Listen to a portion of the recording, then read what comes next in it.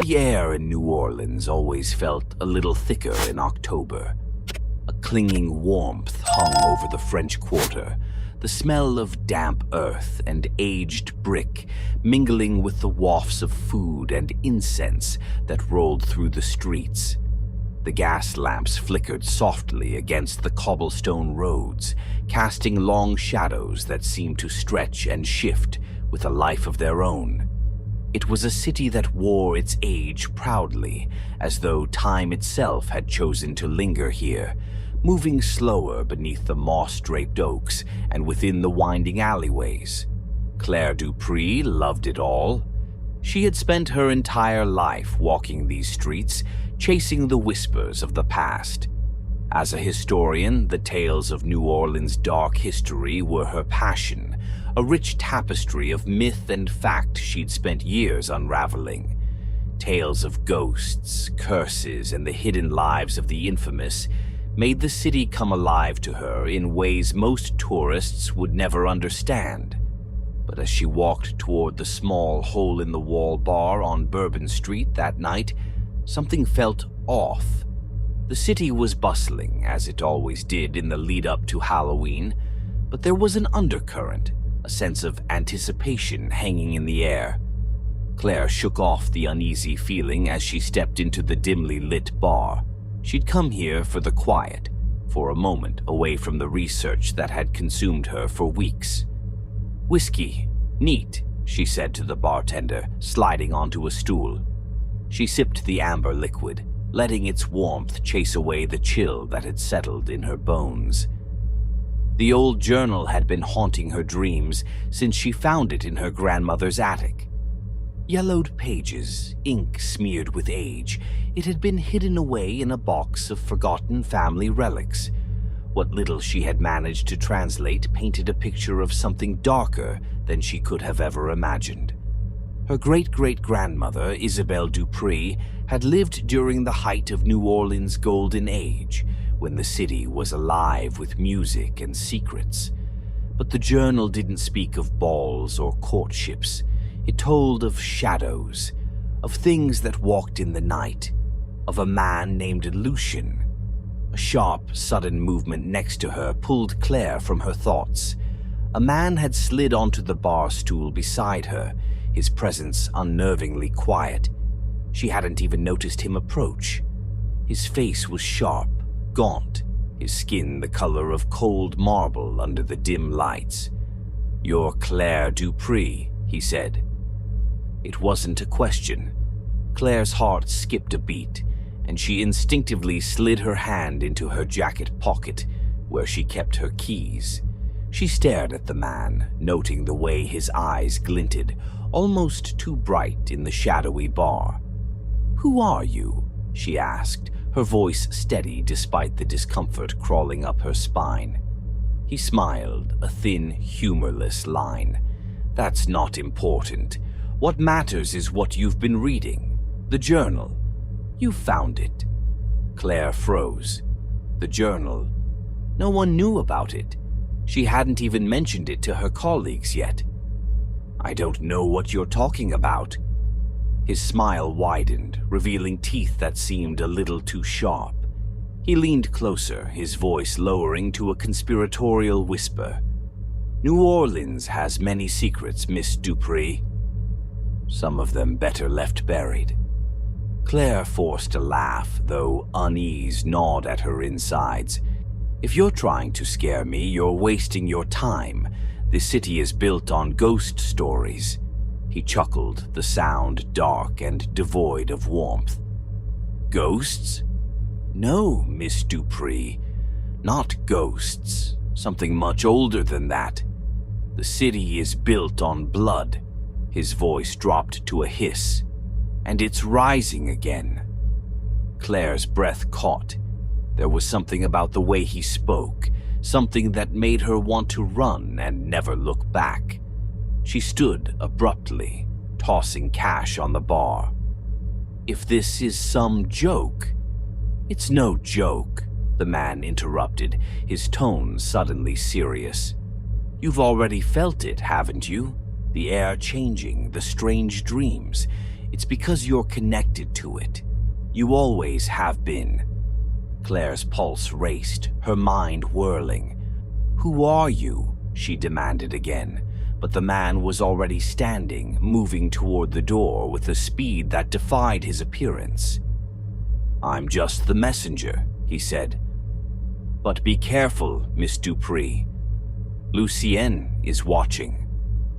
The name hit her like a punch to the gut. Lucienne, the name from the journal, a name she hadn't spoken aloud, not even in her own home. Claire watched as the man slipped out into the night, his form disappearing into the shadows as though the city itself had swallowed him. Her hands shook as she fumbled with her phone, dialing quickly. She needed to talk to someone, anyone, about what had just happened, but the line rang, and no one picked up. The bar seemed to close in around her, the low hum of voices fading as her heartbeat thudded in her ears. Lucian, watching. Claire hurried back into the streets, her footsteps echoing on the uneven pavement. The festival preparations were in full swing. Jack-o'-lanterns and skeletons decorated every storefront. People laughed and drank in the streets, blissfully unaware of the dark history hiding just beneath their feet. She couldn't shake the man's words. The city was built on blood, and it's rising again. She had thought it was just a story, a family myth passed down through generations. But now the nightmares made sense, the strange feeling of being watched, the sudden chill that gripped her every time she walked alone at night. She didn't believe in vampires, but something was wrong. Something old and dangerous was stirring in New Orleans, and she had no idea how deep the darkness ran. As she walked down the fog-drenched streets toward her apartment, Claire noticed a figure standing at the far end of the block, just beyond the flickering gaslight. She stopped, her breath catching in her throat. It was him, the man from the bar, but this time he wasn't alone. Another figure stood beside him, taller, more imposing. Claire blinked and they were gone, vanishing into the mist as though they had never been there at all. Heart pounding, Claire hurried home, the shadows seeming to stretch longer behind her, following her every step. For the first time in her life, she felt that the city she loved so much wasn't just alive with history. It was haunted by something far more sinister. The nightmares grew worse after that night. Every time Claire closed her eyes, she found herself walking through the narrow, shadowy streets of old New Orleans, the buildings towering over her like silent sentinels. The air smelled of decay, and the world around her was drenched in blood-red light. Lucian was always there, watching from a distance, his eyes glowing like embers in the dark. She'd wake up in a cold sweat, her heart racing, but the feeling of being watched would linger long after she opened her eyes. It wasn't just the nightmares. During the day, things that should have been solid and predictable began to feel unreliable, as if reality itself were thinning. The low hum of voices in crowded cafes would warp into incoherent whispers just beyond her comprehension. Faces in the street seemed familiar one second, distorted the next.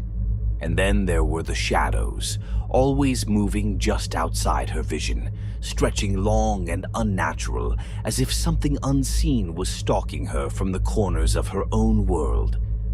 The journal had consumed her. Every night she'd pore over the pages, her great-great-grandmother Isabel's elegant handwriting detailing encounters with a man named Lucien. The more Claire read, the more she realized this was not the romanticized past her family had passed down in hushed tones. Isabel's words were filled with terror, describing Lucian as both beautiful and horrifying, his presence intoxicating yet suffocating, like a predator toying with its prey. It was only a few days after her encounter with the stranger at the bar that Detective Eli Vasquez reached out to her. He was an old friend of the family, a skeptic by nature, but he had heard of Claire's research through mutual contacts. He had seen her work unravel some of the city's most cryptic histories, and now, with the string of recent disappearances plaguing the French Quarter, he needed her expertise. Claire agreed to meet him, half out of curiosity, half out of desperation. She needed to talk to someone, anyone, who might be able to help her make sense of what was happening. They met at a cafe just off Jackson Square. The sun was setting, casting long golden shadows over the iron balconies and street performers. The festive buzz of the city preparing for Halloween filled the air, but Claire felt none of it. Her nerves were frayed. Eli arrived looking as unshakable as ever, tall, broad-shouldered, and with an air of skepticism that bordered on stubbornness. His brown eyes scanned the area before he sat down, a reflex honed from years of being a detective in a city where trouble lurked behind every corner. "Claire," he greeted her, tipping his head in acknowledgement before taking a seat. "Thanks for meeting me." "Of course," she replied, trying to ignore the strange feeling that had been creeping up her spine since she arrived. She glanced around, feeling as if someone was watching her again. "What's going on, Eli?" He sighed, leaning forward. "I've got a problem. People have been disappearing. No bodies, no evidence, just gone." He paused, tapping his fingers on the table. "And I can't shake the feeling that this ties into something bigger, something old." Claire's heart skipped a beat. Her fingers tightened around the mug in front of her.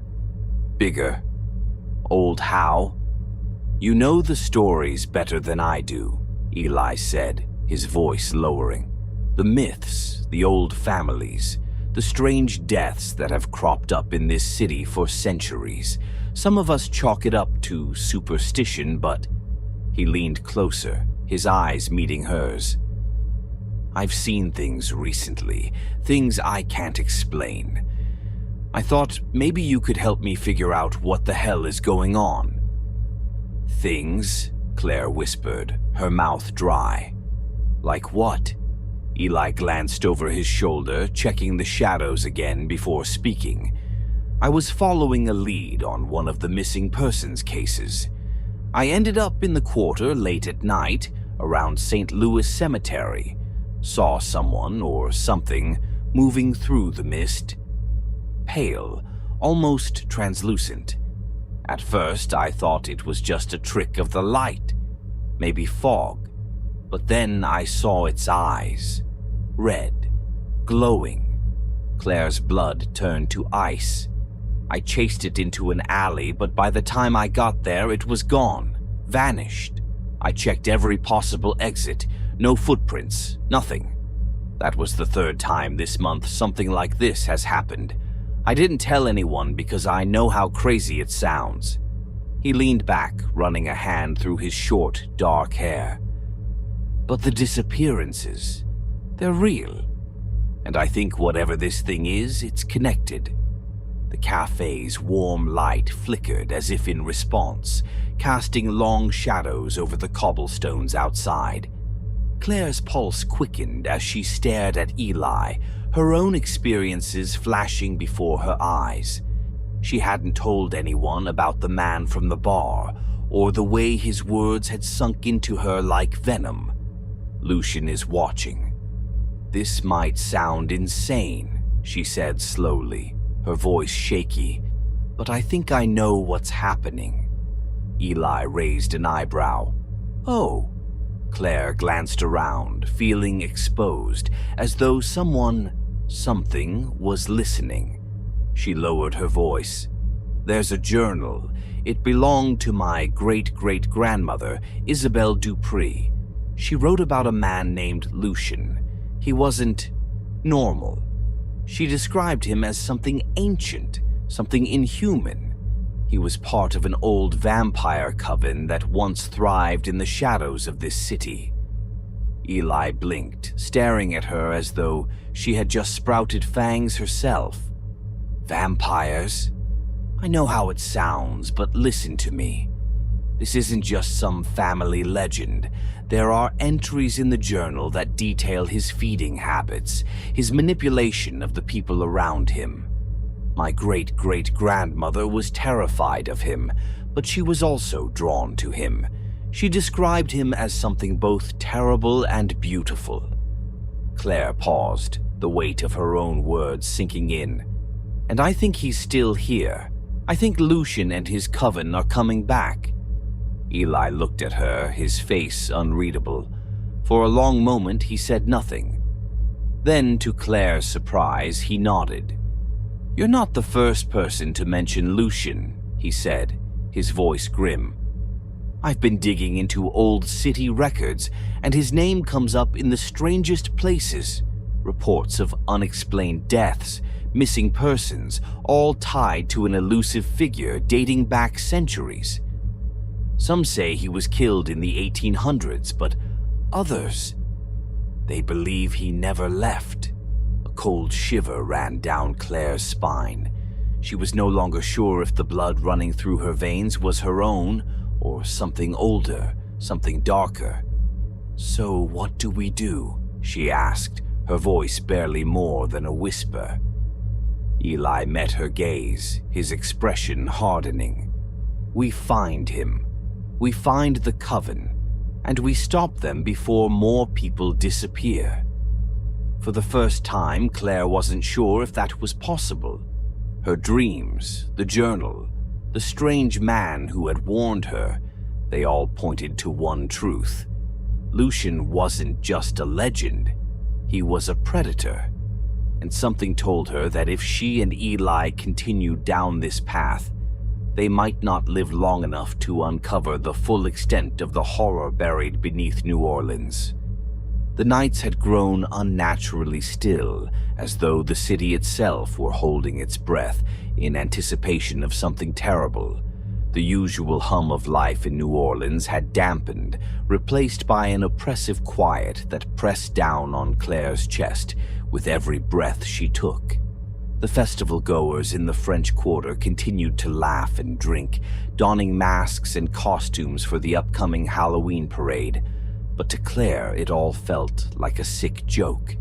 They had no idea what was about to descend upon them. The blood moon was rising tonight.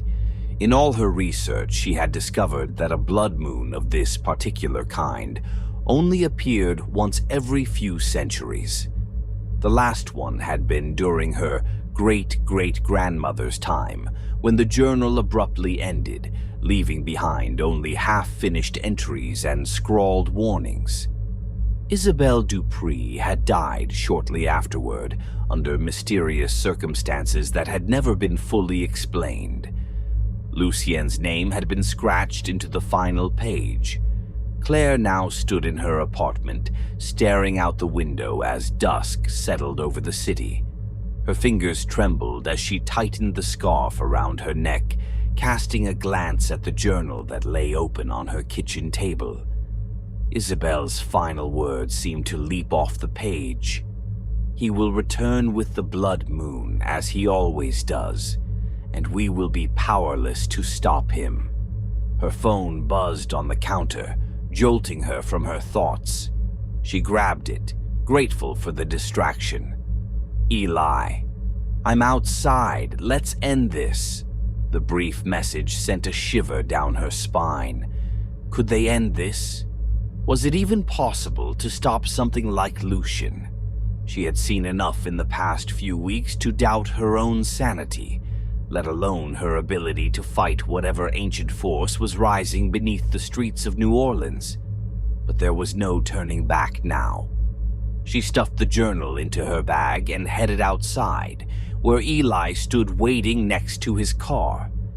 He was dressed in dark clothes, his face set with grim determination.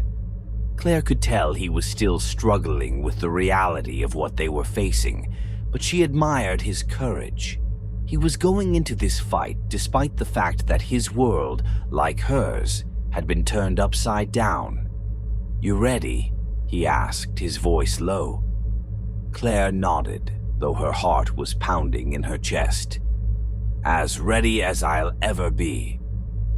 They drove in silence, the city's streets passing by in a blur of orange and purple twilight.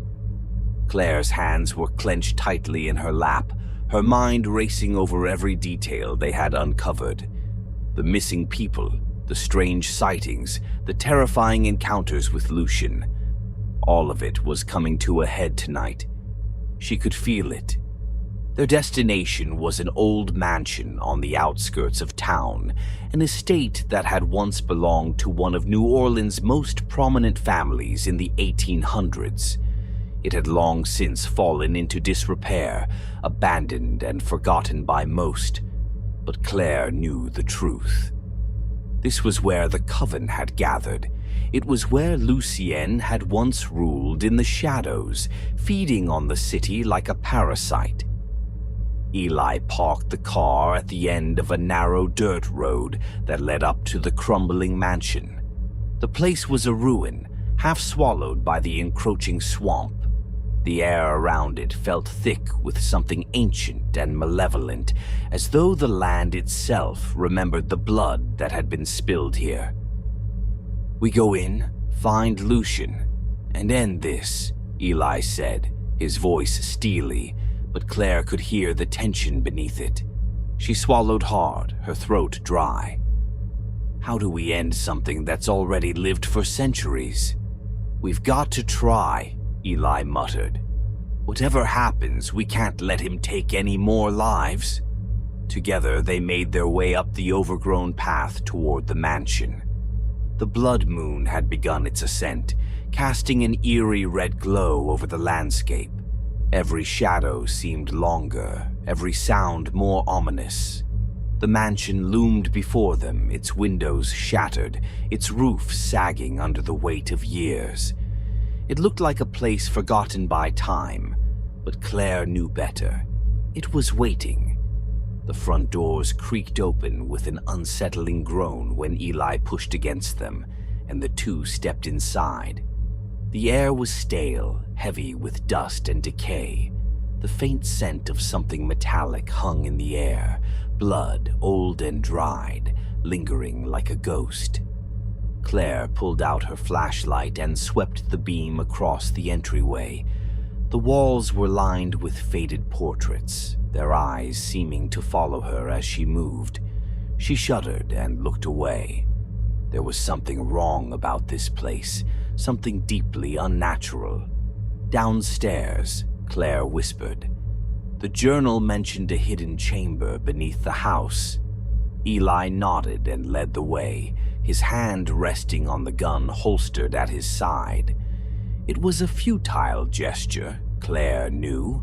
Bullets wouldn't stop whatever waited for them in the dark, but it gave Eli a sense of control, something she desperately wished she could feel. They found the entrance to the basement hidden behind a rotting bookshelf. A narrow staircase led them down into the earth, the air growing colder with each step they took. The walls were slick with moisture, and the sound of their footsteps echoed unnervingly through the narrow passageway. When they reached the bottom, Claire's flashlight flickered, casting erratic beams of light across the stone walls. Her pulse quickened. Something was wrong. "Do you feel that?" she whispered. Eli nodded, his jaw clenched. "Yeah, it's getting stronger." The tunnel opened into a vast chamber, and Claire's breath caught in her throat. At the center of the room stood an altar, its surface stained dark with what could only be blood. Around it, candles flickered, casting long dancing shadows against the walls. And there, at the far end of the chamber, stood Lucian. He was waiting for them. Lucian was more terrible than Claire had imagined. He was beautiful in the way only a predator could be. his skin pale as bone, his eyes burning with a crimson light that seemed to pierce through her very soul. He wore a suit that looked as though it had been stitched from shadows themselves, and his smile was the worst of all. It was cold, calculating, the smile of a creature that had seen centuries pass and had feasted on the lives of countless others. "I knew you'd come," Lucien said, his voice smooth and dark as velvet. "It's in your blood, Claire. You were always meant to return to me." Claire felt frozen in place, the weight of his gaze pinning her to the spot. Eli beside her drew his gun, his hands steady. "You're not taking her," he growled. Lucian's smile widened. "You think you can stop me with that? How quaint." Before Eli could fire, Lucian moved with a speed that defied all logic.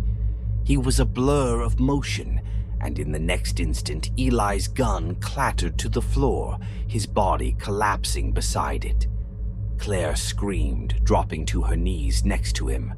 Blood pooled beneath Eli's head, his eyes open but vacant, the life already gone from them. "No!" she cried, her voice breaking as she cradled Eli's body. Lucian's laugh echoed through the chamber, dark and mocking. "He was never part of this story, Claire. You are. This is your destiny." Tears blurred her vision as she looked up at him. Her whole body trembled, not just from fear, but from something deeper, something primal. She had known, from the moment she found the journal, that it was leading her here. "You've always belonged to me," Lucian whispered, his voice softening. He stepped closer, his pale fingers reaching for her. "The blood of your ancestors runs through your veins. Their power, their legacy is yours. Join me, Claire. Become what you were meant to be." As the blood moon's red light flooded the chamber, Claire felt it, something dark and ancient stirring deep within her. She had been fighting it for so long, but now, in the heart of the city's shadow, she couldn't fight anymore. The blood moon hung low in the sky, a deep crimson orb that seemed to pulse with its own heartbeat, casting the chamber in a hellish red glow. Claire stood frozen before the ancient vampire, her mind torn between the devastating loss of Eli and the dark pull rising inside her. Lucian's eyes glittered like embers, watching her intently, his lips curled into a patient smile. He could sense her hesitation, her internal war. It was as though the air between them crackled with something more than just the tension of life and death. It was destiny itself, an old terrible thread tying them together across generations. Claire's hands trembled as she knelt beside Eli's lifeless body. She pressed her palms against his chest, her mind spinning. It felt surreal. One moment he had been alive, full of determination to save the city, and now he was just gone. His blood, still warm, soaked her hands. Tears welled in her eyes, blurring the edges of the world, but through the haze, she could feel the cold presence of Lucian looming closer. His voice came to her like a dark lullaby, rich with centuries of secrets. "You cannot escape what you are, Claire. You've felt it for weeks now, haven't you? The hunger, the power stirring beneath your skin. It is in your blood. Our blood." He paused, his voice softening as though they were the only two souls left in the world. "I am not offering you death, my dear. I am offering you eternity." She wanted to scream, to fight, but the weight of his words settled over her like a shroud. Eternity. The word echoed in her mind. For so long she had been chasing ghosts, uncovering the dark past of her ancestors, only to find herself face to face with the very thing she feared most. But it wasn't fear that held her in place now. It was the terrible, gnawing truth that he was right. The blood that ran through her veins wasn't just hers. It was part of something older, something ancient, and no matter how much she resisted, it was waking inside her. She could feel it, an icy heat spreading through her chest, filling the void left by the agony of loss. "What are you doing to me?" she whispered, her voice broken, her throat raw from holding back tears. Lucien's smile widened, his eyes gleaming like a predator's as he stepped closer. "I am not doing anything to you, Claire. This is who you've always been. Isabel knew it when she saw me. She fought just like you. But in the end, she accepted the truth. You were always destined to continue her legacy. Our legacy." The mention of Isabel sent a chill through Claire's bones. She had idolized her great-great-grandmother as a strong woman who had fought the dark forces that haunted New Orleans. But now those stories felt like lies, half-truths passed down through generations to mask a far more sinister reality. Isabel hadn't been a victim. She had been a part of this. She had embraced it. "No," Claire whispered, shaking her head. "She fought you. She tried to warn us. She joined me willingly," Lucien interrupted, his voice low and intoxicating. "Just as you will. You felt the hunger, haven't you? The need for something more. It's been growing inside you since the moment you found that journal. It's your blood calling to you, reminding you of what you were meant to become." Claire squeezed her eyes shut, her mind a whirlwind of memories. The nightmares, the strange sensations, the visions that had blurred the lines between her and Isabel. She had dismissed them as stress, as the effects of diving too deep into her family's past. But now, with Lucien standing before her, it was undeniable. She could feel the power he spoke of, swirling beneath her skin like a storm waiting to break. Every breath was laced with the same cold fire she had sensed in him from the beginning. She could hear the faintest echo of whispers in the air, calling her to surrender, to stop fighting. But surrender meant becoming like him, becoming a monster. "I'm not like you," Claire forced out, her voice trembling. "I won't be like you." Lucien's smile faltered, his eyes darkening. "You already are." Before Claire could respond, a sharp pain tore through her chest. She gasped, clutching at her heart as it felt like icy claws had wrapped around it, squeezing tighter and tighter. The room spun, and she stumbled back, her vision blurring. Her breath came in ragged, shallow gasps, each one more painful than the last. What's happening?" she choked, her hands trembling as she pressed them against her chest. But the answer came as a terrible realization. The curse in her blood had been awakened by Eli's death, by Lucien's presence, by the blood moon. "You feel it now, don't you?" Lucien whispered, stepping closer. "The curse has always been inside you, waiting for the right moment to awaken. And now, you have no choice. You can either die here, alone and broken." He reached out, his cold hand brushing her cheek, sending a shiver through her. "Or you can rise with me." Claire's breath hitched as the pain intensified, spreading like fire through her veins. She wanted to scream, but no sound escaped her lips. She could feel her heart slowing, her body growing colder with each passing second. Her vision dimmed, and for a moment, she saw her reflection in the broken glass of the altar. Her eyes, once her own, now glowed red, just like Lucien's. "No," she whispered, barely able to speak. "I won't."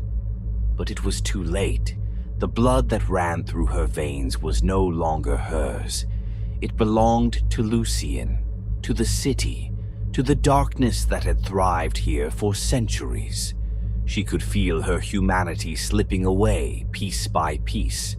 Every memory of who she had been, every hope, every dream was being consumed by the hunger that now raged within her. The cold fire was no longer something she could resist. It was her. It always had been. Lucian's voice was a soft, seductive whisper in her ear. "You were never meant to destroy me, Claire. You were meant to replace me." Tears slipped from her eyes as the last remnants of her old self vanished, swallowed by the terrible, aching hunger. She could feel her heart slowing, then stopping altogether, the silence that followed more terrifying than any nightmare she had ever known. When she opened her eyes, Lucian was standing before her, his smile triumphant. She no longer saw him as a threat, as an enemy. He was her creator, her kin. And as she looked down at Eli's body, the blood pooled around him. She felt nothing.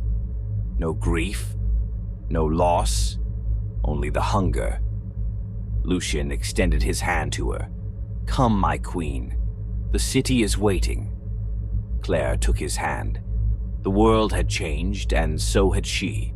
She no longer felt fear, only a deep, insatiable hunger that clawed at her from the inside. The blood moon cast its crimson light over the city, and as she stepped out of the shadows of the mansion, she knew one thing for certain. New Orleans would soon belong to her,